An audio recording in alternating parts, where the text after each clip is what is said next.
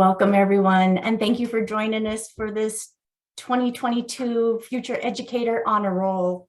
The song was a little longer than I thought, but wake up and welcome, and thank you for joining us. My name is Dr. Brittany Lane. I am the Director of Educator Preparation at the Colorado Department of Higher Ed. I am pleased to be able to support the 22 colleges and universities around the state that offer educator preparation programs. There are also 25 alternative programs around the state that offer educator preparation programs, and about a dozen different kind of high school pipeline programs.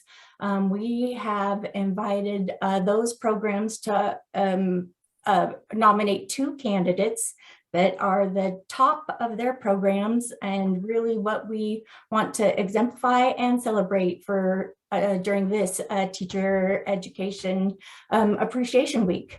There are about 12,000 candidates in those programs I spoke about. And each year during Teacher Appreciation Week, we ask the programs to nominate some, and today we celebrate those candidates. We're going to drop the program in the chat so you can learn more about why each of our honorees were selected. Please do check that out. We have some amazing candidates this year. Candidates, would you please make sure your name and institutions are visible? Guests, you can also add your name or edit your name as well, but would you please turn off your camera so that we can see just our candidates at this time? You can click on your box where you see yourself, and then right click on that will allow you to change your name. That will also bring up some little boxes in the top where you can change the view. You may want to turn your camera back on when you are here for your honoree's name so that they can see your support. And you can, again, change those squares so you can change what's visible to you, just the speaker or side by side. Our next speaker is Dr. Angie Piccioni. Dr. Piccioni is the Executive Director of the Department of Higher Ed. Dr. Piccioni, I present to you this year's Future Educator Honor Roll candidates. Thank you, Dr. Lane. It certainly is a pleasure to be here with you, and the Colorado Department of Higher Education is excited to honor these amazing individuals as part of the Teacher Appreciation Week. This is our 4th year hosting the Future Educator Honor Roll event, where we recognize these outstanding teacher candidates from our ed prep programs across the state. I was a high school teacher and quasi-administrator. I was a dean of students for 8 years. It was one of the first real jobs I ever had, and actually one of the best jobs I ever had. Anyone who knows me knows that that I am passionate about activating potential. And whether you will teach pre-K through elementary or middle school or high school, you will have a significant role to play in the life of your students. And you'll have a significant role in what happens with their potential. And consequently, the potential of their family, our communities, and the world. That's why teaching is the most important profession there is. Well, second to parenting, if you think parenting is a profession, then parenting has to be first, and then teaching. And so first, I want to say congratulations on choosing an amazing and a very significant career. And a special thank you to our governor, Jared Polis, for being a champion of ed prep programs and the value of the teaching profession. Let me say a little bit more about potential. I feel certain that everyone on this call shares my belief that every single student has potential. The scientific definition of potential, see, I'm still a teacher. The scientific definition of potential is stored energy. For human potential, I offer a definition as stored greatness, and every single student has it.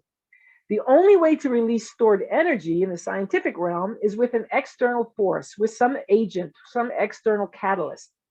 For human potential, it also comes down to external forces, and often it's the power of the spoken word. Let me tell you a quick story. I used to be a professional basketball player, and as a professional athlete, one of the things I used to do, giving back to my community, I did the prison ministry work. And so I would go into prisons and tell my story of how I became what I became. And with this particular ministry we went with, they would always send 2 athletes in. And so I'll never forget the time I was in Ohio, and there was a Major League Baseball player with me. And he would tell his story. And his story was how he and his dad would play catch in the backyard. And his dad would say to him, "You're going to be a major league catcher one day. You're going to be a major league catcher one day," as they played catch every day after school. And sure enough, he became a major league catcher. As we were leaving that particular prison, an inmate came up to us and said, "You know, my dad always said I'd end up in prison." Now, I get goosebumps every time I tell that story because it's the power of the spoken word to impact potential. Potential, stored greatness, can be activated through the encouragement, the recognition of a teacher, a coach, a counselor, a friend, even a parent. It can also be deactivated through the same power of that spoken word, whether that word is one of encouragement or not. It can determine that individual's potential, whether it gets activated or deactivated. You probably have heard the stories of teachers or counselors, unfortunately, who have deactivated potential. We know that you're not one of those kinds of teachers. And there are not many of them out there. Let me just say that. I love the teaching profession. And by the way, there's a third group, those people whose potential never gets activated, the unactivated potential. Graveyards are filled with people who went to their graves never having activated their potential. And so my encouragement is for you to be that teacher, that educator who activates the potential of the students with whom you work. When you do that, you are making a significant difference, not just in their lives, but in the lives of so many others that they will come in contact with. So look for it, look for that glimmer, look for that skill set, look for that talent, and then encourage the heck out of it and activate students' potentials. That's why this is such a great profession, and that's why we love our educators in Colorado. So congratulations to all of our future teachers.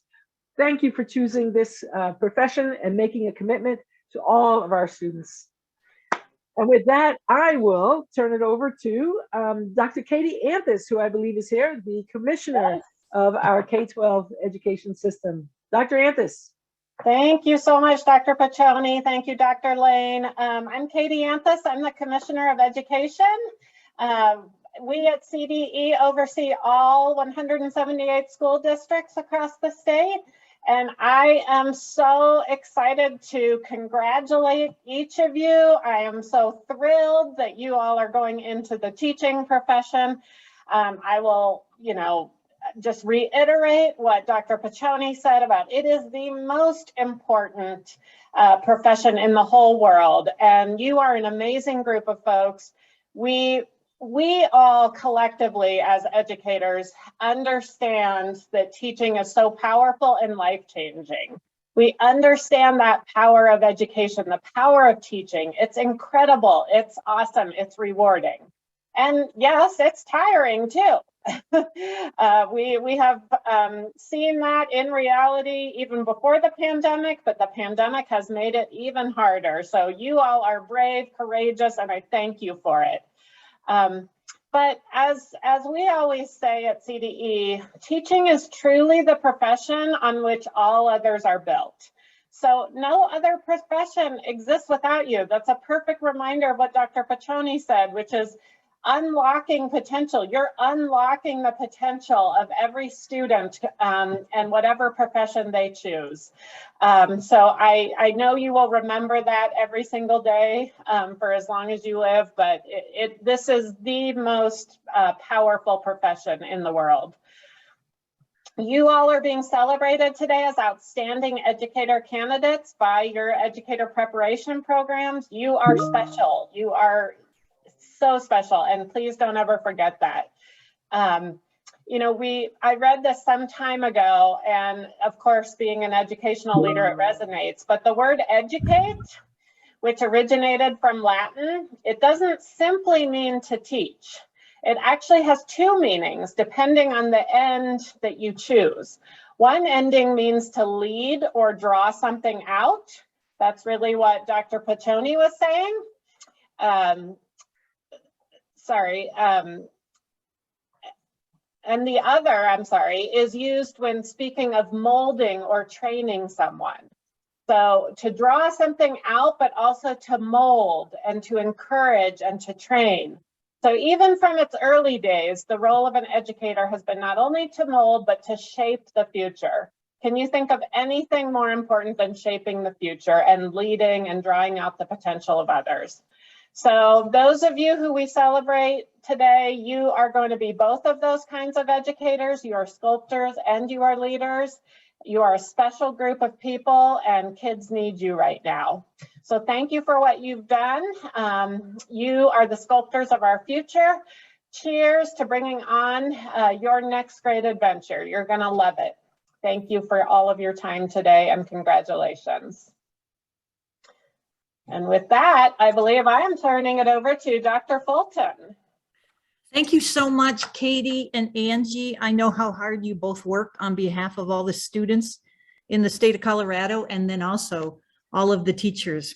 So thank you so much. I honor your ongoing efforts. Also, congratulations to all of the honorees. I can't even believe how happy you must all be and how happy we are for all of you.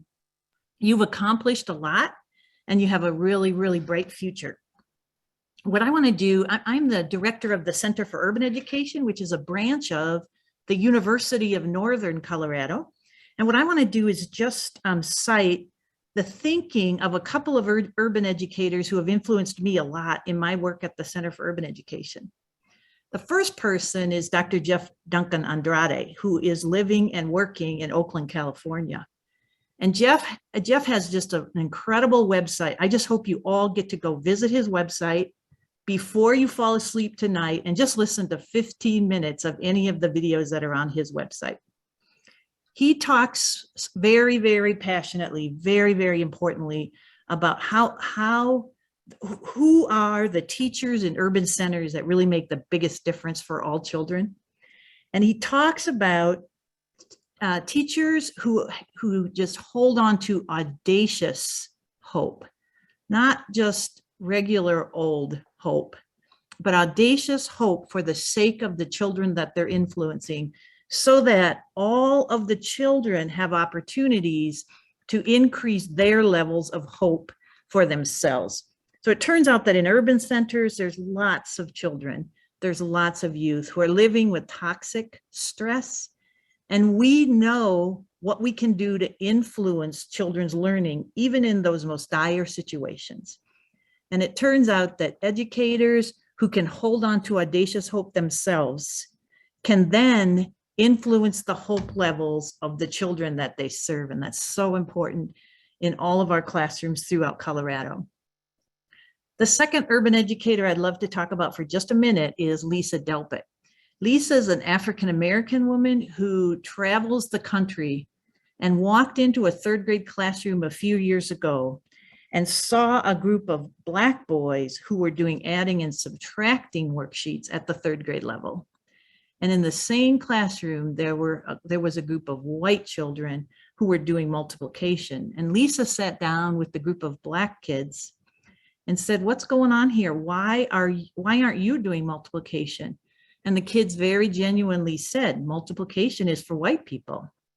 And Lisa's point is that no educator ever stands in the front of the room and say, "Now you all know Black kids are less smart than white kids, but through our actions, we give kids, even 8-year-olds, all kinds of messages." And so Lisa talks about how important it is as educators who care deeply about all of the students and all of the students' potential to be warm demanders.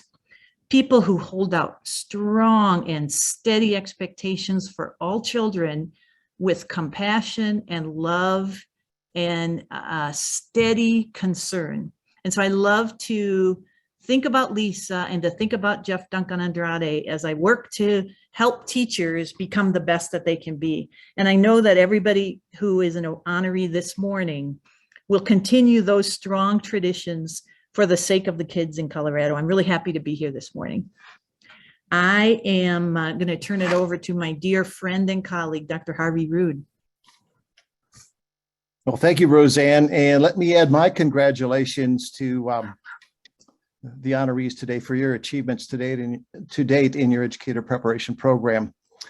I want to say just a few words about rural education.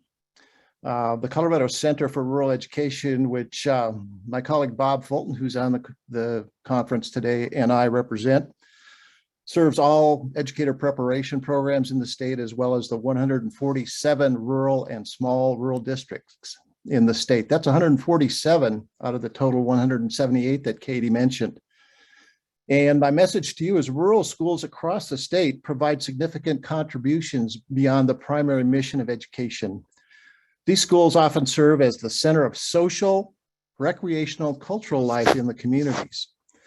And I want to give you a positive look at rural education. I'm a product of rural schools. I grew up in a 3-room schoolhouse that served grades 1 through 8 in rural Minnesota, and went to a slightly bigger high school that served 21 classmates and myself. And Britt asked me to address what I've developed as the top 10 reasons to be a rural educator, with all apologies to David Letterman from the old late night show that some of you who are as old as me, I'm sure, can remember. So with the short amount of time we have today, top 10 reasons to teach in rural schools. And these are things that all rural teachers will relate to. So number 10, the school is the glue that holds the rural community together with, of course, healthcare and basic services such as grocery stores, gas stations, churches, and bars. But you give a strong sense of giving back to the local community, and it really ensures a legacy of caring and commitment to future generations in those communities. Number 9, you can't help but appreciate the daily outdoor education. As a rural educator, you'll feel incredibly grateful for the environment in which you work, the scenic grasslands on the plains, the panoramic vistas of the mountains. While urban school kids may explore the great outdoors on farm visitations or mountain excursions every few years, rural students experience this daily. Number 8, there's a good chance you'll be teaching the children of your past students. Obviously, there's greater stability and predictability in the population of rural residents compared to town and city schools. The net effect for educators who stick around long enough is that you start to feel old. Number 7, you will have frequent opportunities to be a sports star. Sometimes the limitations of staff size and specialized expertise means that teachers are requested to coach or referee a sport, even without extensive background as an athlete like my friend Angie Piccioni. But get your workout gear and your whistle ready, because you're going to have your moment in the spotlight in rural schools. Number 6, you are interacting with students and parents all the time in the community. You'll be a known and respected member of the community, an esteemed pillar that's a role model for kids and families. And this expectation might be answering questions about the new reading program while standing in line in the general store, or explaining the math curriculum in your dance class. Number 5, you'll hear imaginative excuses from your students. That old thing about the dog ate my homework, that's really old stuff, because in rural communities, you hear more creative excuses like, we stayed up all night pulling calves, or we had to drive 2 hours around the pass because of the mudslide on the mountain pass. So keep that in mind as you hear those excellent excuses. Number 4, there will be many occasions that require community involvement. As I said, rural communities tend to be closely knit, with expectation for participation at traditional events like that expect high levels of engagement. These might be routine things like town hall meetings, bake sales, street festivals, and there are some really exotic things out in Colorado, like the mouse races out in Merino, or the homemade chili cooking and judging competitions. Number 3, you wear many different hats. You're going to have less faculty and obviously fewer children to educate. That means you might be responsible for a greater number of interesting assignments. Some examples might be the math and science teacher who has after-school activities, or the elementary teacher who directs the school dramatic performance and is responsible for getting the costumes pulled together. Number two, the number of students in your class will likely be small, which affords new opportunities. Possibilities for differentiated work at multiple levels. We know that teachers of mixed ability classes consider the varying developmental stages of learners. And this is reinforced by the research on multi-age grouping that focus on differentiation and equity. And the academic outcomes are equivalent, and we find even better outcomes on the social emotional side of things. And the number one reason to be a rural teacher, you all waiting for that one, right? If you forget your lunch, you won't go hungry. On those occasions when, if you're commuting to work and you forgot that sack lunch on the kitchen counter, rural schools are notoriously famous for providing the best homemade lunches prepared by authentic local cooks. So in conclusion, keep in mind approximately 1/2 of school districts, 1/3 of schools, and 1/5 of students in the United States are located in rural areas. This provides us significant opportunities for educators who seek to make a difference in the lives of children and family in our rural Colorado communities, while reaping the significant benefits that I've just sampled today for engagement that's articulated on why rural matters. Thank you and congratulations. And now it is my pleasure to turn it over to Autumn Rivera, the Colorado Teacher of the Year. Thank you, Dr. Rude. Ms. Rivera couldn't join us today, so she sent a video to welcome you, and I will share that now.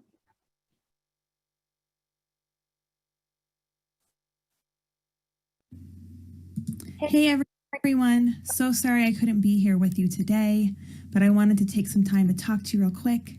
My name is Autumn Rivera, and I am the Colorado 2022 State Teacher of the Year, and I'm so excited to get to talk to you, even if it's just virtually.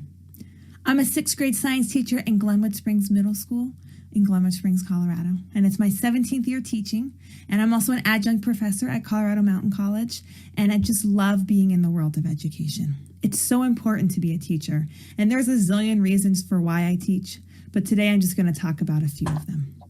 The first reason why I teach is that amazing ability to be able to build relationships with students. Whether it's in person or online, having those relationships are so powerful.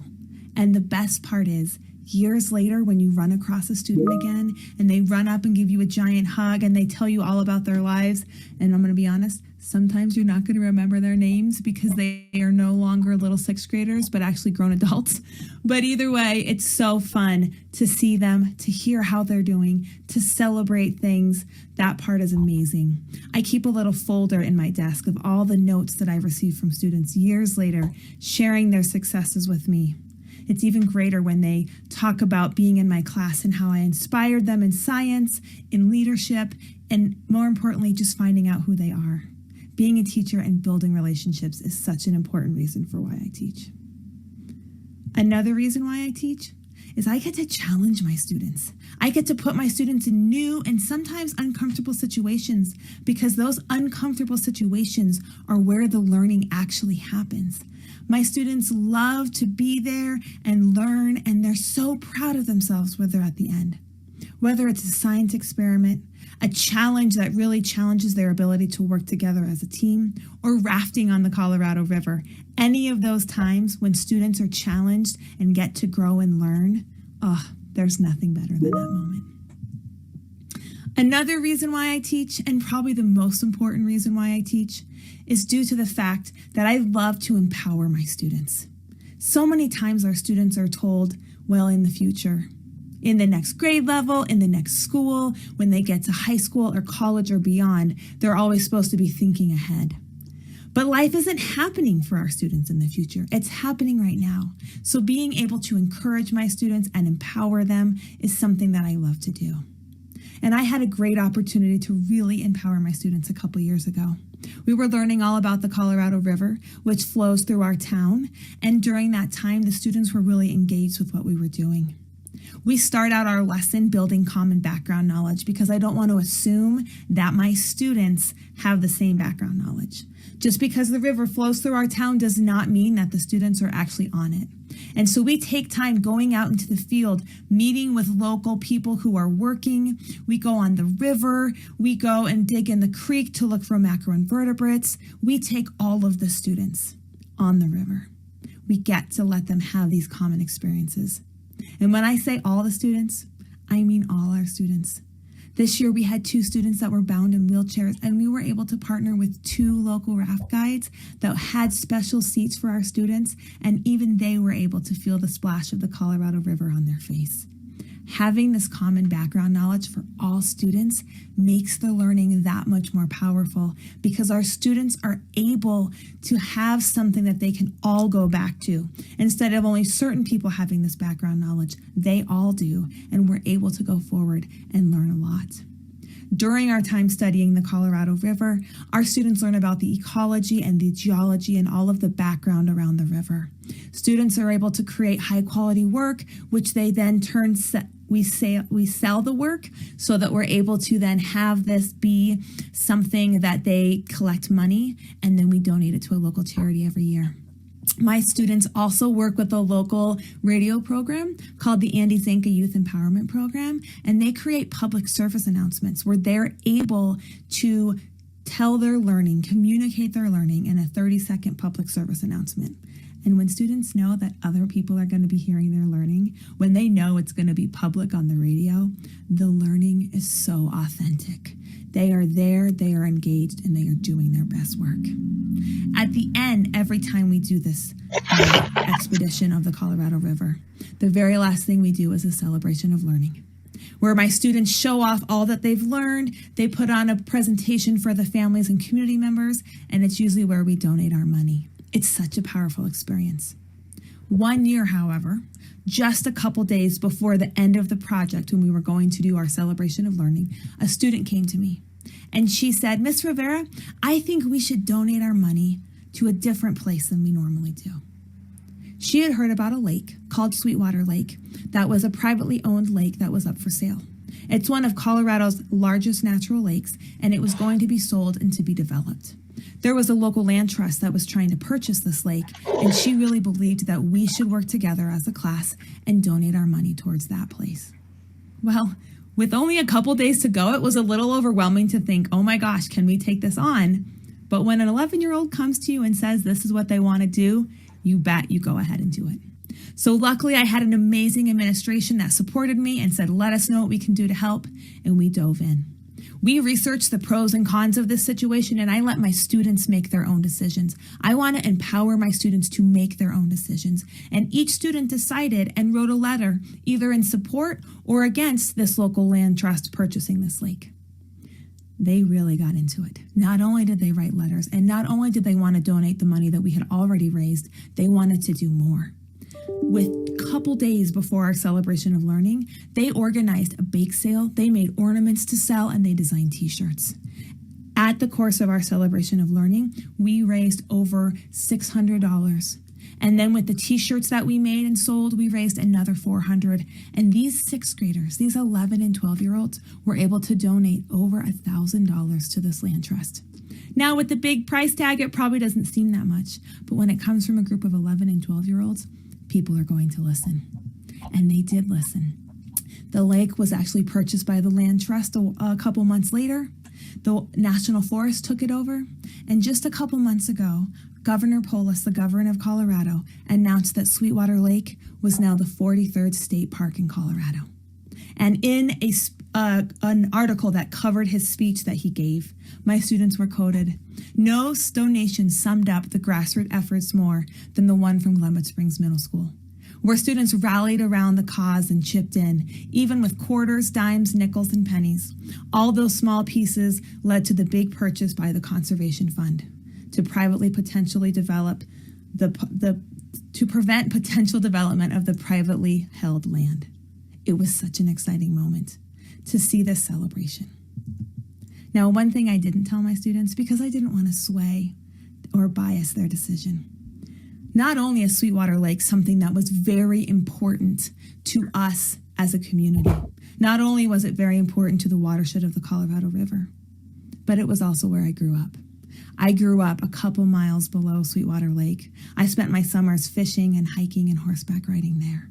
And to watch my students rally around something that was so important to me personally is something I will never forget. And so when you ask me why I teach because my... Welcome, Governor. Well, hello. Am I on time or late or early or what? I don't know. You are just right. Thank you for joining us. Good. I'm outside. So I wanted to, it's a beautiful day. We've had a few rainy days, so it's nice to be outside. First of all, happy Teacher Appreciation Week. I think every week should be Teacher Appreciation Week. So thank you to everybody. And of course, I think you just heard from the Teacher of the Year, Autumn. So Autumn, thank you for your hard work and also really representing folks in the noble profession of teaching. The Future Educator Honor Roll is just a celebration of our top teacher candidates. Celebrating our current and future educators is really just so important and really so exciting. And I want to congratulate and thank not just the nominees today and not just the winners, but also everyone choosing the profession of teaching every day. And I want to thank our nominators for really going through an extensive process where they, of course, wanted to confer honors on every applicant. You know, educators are really at the core of Colorado's success for the future, training the next generation of leaders, professionals, community members to keep our state one of the best places to live, to work, to play. And we all know that without our teachers, our societies and communities simply wouldn't exist. You know, teachers help students see the possibilities in front of them, realize their dreams, whether that's a career in art or law or health or any other pathway that they choose. So I want to thank all of you for choosing this career path to empower and enable the career path of others. It can be hard work. It's often not glamorous, long hours, not enough pay, not enough praise. But I want you to know in Colorado, we value our teachers and educators, and we want to make sure that we support and elevate the profession at every level. We're committed to supporting our public schools, and this year's budget that I signed has a record increase in funding for our schools, over 9%. That's an increase for a classroom with 25 kids of about $14,000 increase for next year. And we're so excited about that investment. And of course, our local process of school boards that decide what allocations to make with those funds. That's on top of the investment we made in free full day kindergarten and starting in the fall of 2023, free preschool for every Coloradan. Some of you might also appreciate that as future parents if you take that route in your lives. We know that when we invest in education, we invest in our future, our workforce, and it's our teachers, our stars on the front line every day that make this a reality. So thank you to you and to all of our educators. And I'm happy to turn it over to Annette Konoski-Graf with Teach Colorado to read the wonderful and exciting nominees. Annette? Thank you so much, Governor Polis. What an honor to hear from everyone today. On behalf of Teach Colorado, I am so proud to say thank you to each of you. As the previous speakers have stressed, you will have an immeasurable effect on your future students. Reading your profiles and watching your videos was such a boost of joy for me. So can I just thank you for sharing your words? I look forward to sharing those extensively on social media. I am so proud to be able to celebrate each of you. And I'm going to start by saying the name of the teacher preparation program that the future teacher or future teachers are representing. Shout out to the teacher preparation programs that work so hard to prepare wonderful teachers for Colorado's classrooms. Britt, I think I should be looking at some slides, yes? Yes. And can you, yes, I will start those now. There's just a couple more minutes of Ms. Rivera's comments.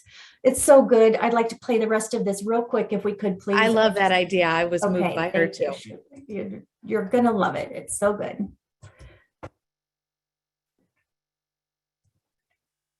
And I share. My students can make a change now. They can be empowered. They can be ready to do whatever they want. Because students are so powerful now. And so as you think about how you're going forth to teach, as you think about what you're going to do, think about the best way to prepare students for the future is to empower them in the present. Think about what you can do. Think about what your students can do. And going into education is such an exciting field. One of my favorite quotes is from Through the Looking Glass, where the Alice and the Cheshire Cat are talking. And Alice says, "How do you know I'm mad?" And the cat says, "You must be, or you wouldn't have come here." So you're going to hear time and time again that this teaching profession we're in is mad. It is. It's a little crazy. It takes a special person. But I wouldn't trade it for the world. I wouldn't trade the relationships I've built. I wouldn't change the challenging moments where I've watched students succeed and celebrated. And I definitely wouldn't change those empowering moments where students feel like they can make a change, and they went ahead and did that. So as you go forth out into this world of craziness, I thank you for your dedication. I thank you for all you're going to do for this field, and congratulations on being recognized. I'm so sad I couldn't be there with you today, but thank you for all you do, because the world needs more people just like you. Thanks. Thank you, Ms. Rivera, and congratulations on your nomination for Colorado Teacher of the Year. Annette, I'm turning it back over to you. Thank you so much. Awesome. Thank you so much, Dr. Lane. Okay, so I'm going to start again with the teacher preparation program and then say the name. One more shout out I'd love to issue is to the supporters, the family members, and the friends who are in the room today celebrating each of these educators. Your support is invaluable to teachers across the country. So thank you for being here, and feel free to go nuts in the chat while I am saying each of these names. From Adams State University, Emma De Herrera.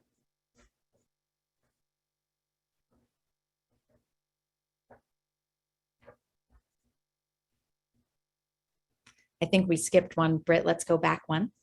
There we go. From Adams State University, Alicia Mortensen.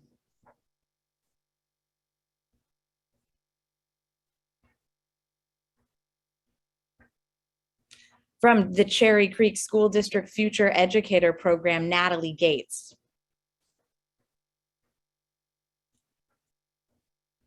Also from the Cherry Creek School District Future Educator Program, Aspyn Myers. From Colorado Christian University, Faith Johnson.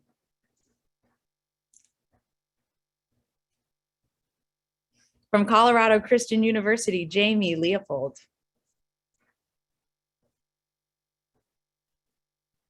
From Colorado Christian University, Timothy Newman.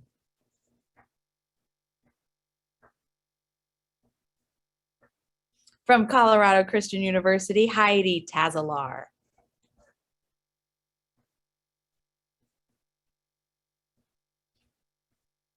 Did we skip one there, Britt? Are we good? There we go. From Colorado Mesa University, Lacey Hoselton.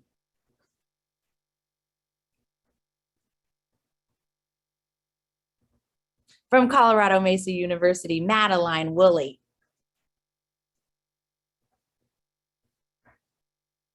From Colorado Mountain College, Carmen Arellano. From Colorado Mountain College, Diana Loera.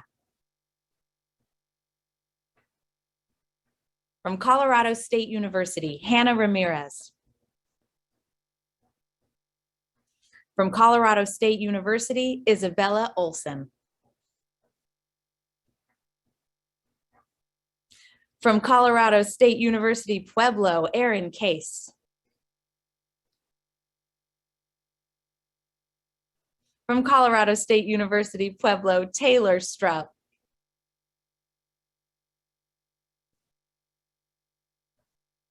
From Fort Lewis College, Denica Tafoya. From Friends School Teacher Preparation Program, Tessa Konik.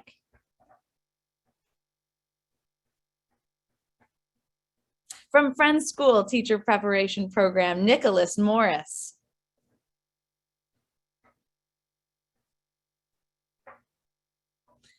From Jeffco Public Schools, Colorado Teacher Cadet Program, Catalina Holly.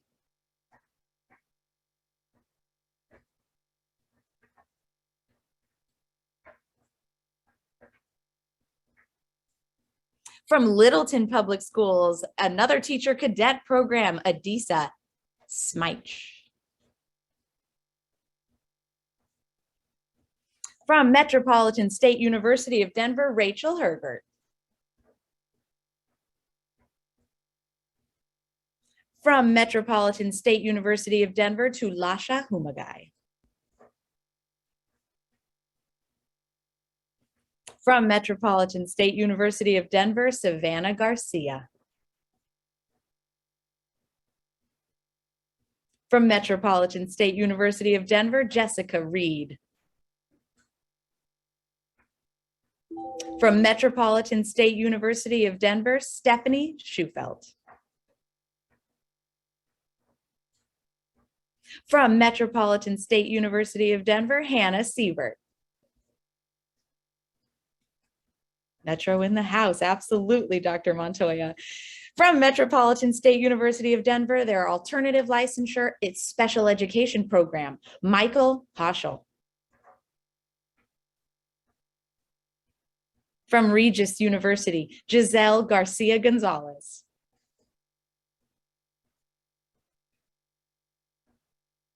From Regis University, Mary Lawler. From Rocky Mountain College of Art and Design, Shannon Schultheis.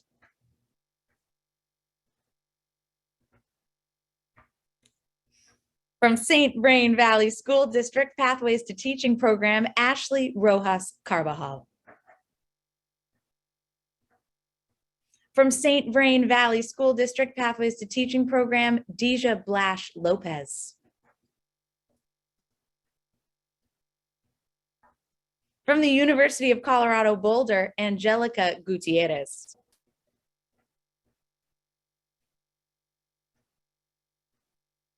From the University of Colorado Boulder, Daniela Varela.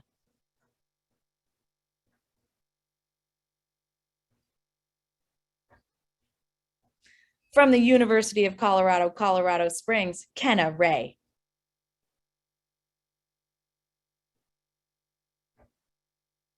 From the University of Colorado, Colorado Springs, Dymond Watts. From the University of Colorado, Colorado Springs, Allissa Whitesell.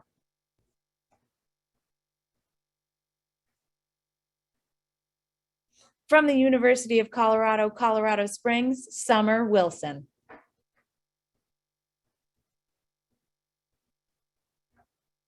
From the University of Colorado, Colorado Springs Alternative Licensure Program, Kenneth J. Bucky.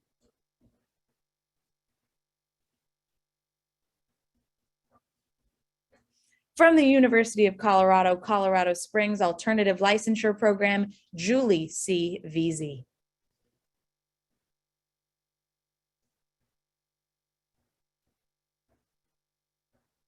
From the University of Colorado, Denver, Soledad Montecino-Alarcon. From the University of Colorado, Denver, Joselyne Garcia-Moreno. From the University of Northern Colorado, Allison Eichner. From the University of Northern Colorado, Noah Lovell. From the University of Northern Colorado, their Center for Urban Education, I believe that was a Flor Contreras, but I'm going to wait to say her name powerfully. Flor Contreras.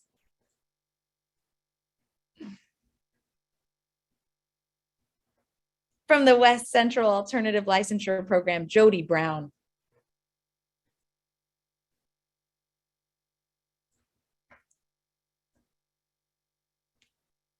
Am I passing it back to you, Dr. Lane? Feel like there's a couple more. There we go. All right, Jodi Brown, we're going to get you twice. Here we go. From Western Colorado University, Cody Gilliam. Go, Cody. From Western Colorado University, Chase Starman.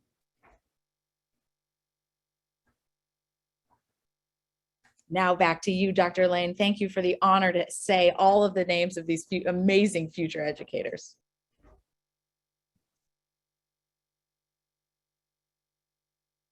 You're on mute, Dr. Lane. Thank you, Annette. Can you talk just for a second about the teach.org and how folks can share that while I queue up the video? Great idea. So maybe some of you have already engaged with teachcolorado.org at some point. If you did, I certainly hope we were helpful. Our organization's mission is to increase and diversify the applicants to Colorado teacher preparation programs. And we do so in consort with CDE, CDHE, all the acronyms. And so if you are able to spread the word among your friends and family members, try telling your stories from the classroom to encourage folks to join the profession, you can point them directly to teachcolorado.org and we'll provide one-on-one licensure coaching, scholarships, fee reimbursements, a whole host of materials. It is also my goal to elevate your voices and your stories. Look out, Adisa Smajic, because I already shared your video today. And I plan on doing that for each and every one of you if possible. So feel free to reach out to me if you have a story you want me to share. Your words are powerful, as Autumn said. Oh, you're still muted, Dr. Lane. Thank you, Annette, so much. I want to share a video, a compilation. Our candidates were invited to share videos to talk about why they teach. I'm going to share a compilation of what we have, but then I'm going to share the link for all of the videos. Some of them came in a format that we couldn't modify or to edit into this compilation, but you are going to love this.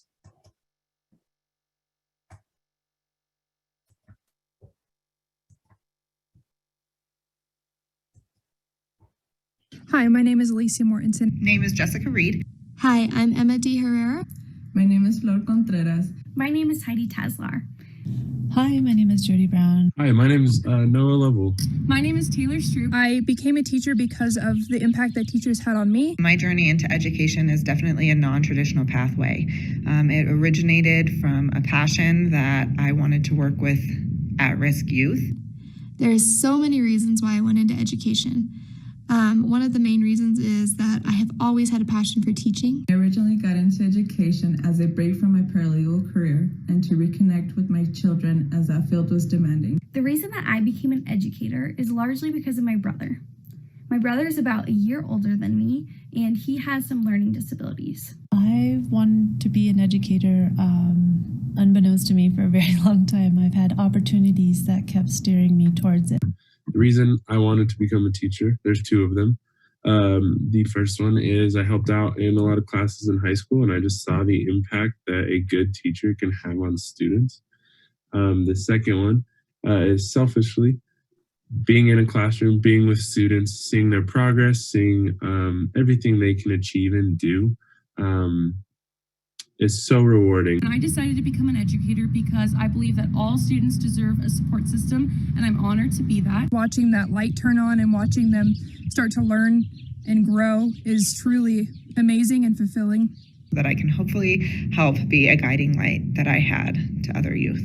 I strongly believe in the growth mindset, and I want to share that growth mindset with my students and make sure they know that they can always strive to be better and always keep learning.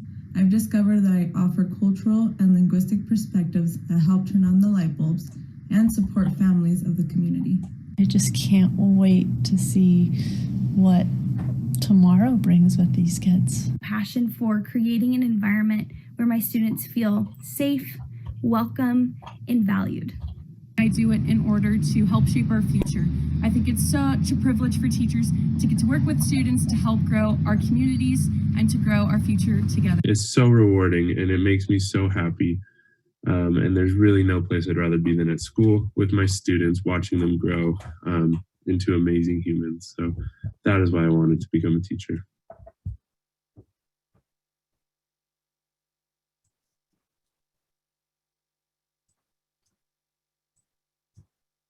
Really great work. Thank you so much for all of our educators, all of our future educators, all of our families and friends and educator preparation providers that came to support our candidates. We are going to have, we're going to drop in the chat the way that you can find our materials that we've shared here today, as well as links to where you'll be able to find the entire recording of today's event and the links to the other videos, as I mentioned. Thank you also, Dr. Piccioni, Dr. Anthus, Dr. Fulton, and Dr. Harvey Rood, Annette Konasaki-Graf, and our communications team, and all of our prep partners for all you do. And thank you again to our candidates. You are what will make the next generation even better and even stronger. Thank you for all that you do.